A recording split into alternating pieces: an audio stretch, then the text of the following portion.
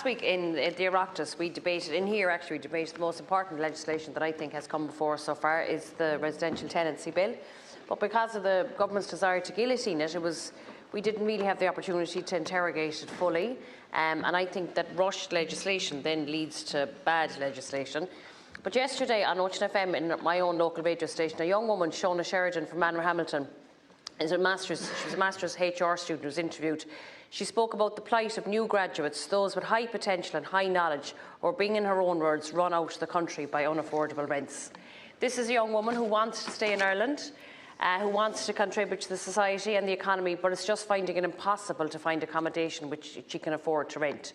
Shona made it clear that the job opportunities are here, with multinationals and the subsidiaries having their bases in Ireland, but entry-level positions will not pay the rent. And I want to bring this up today because Shona is, I suppose, highlighted and articulated so well the Irish Council Trade Union survey, which also was released yesterday, which showed that over half of workers in Ireland feel that their level of pay does not reflect their efforts or their skills. And this can't be dismissed as working people complain that they're not paid enough. There's a real problem that wages simply are not high enough to allow people to pay the extortionate rent and mortgage rates in this country.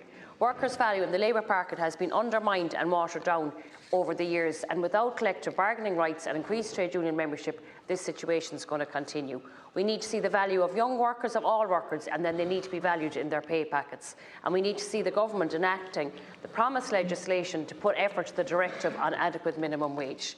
So there is genuine poverty and hardship amongst a huge volume of workers, and we're again seeing educating our young people for the boat. And if we continue to fail to address the most pressing issues we face, the housing shortage, young people know, and this girl yesterday that was this young woman yesterday that was on the radio is saying that her and her friends are left with no alternative because there's no future for young people in this country. And I think it's time we have to have a serious debate about young people and the role that young people play in our economy in the country.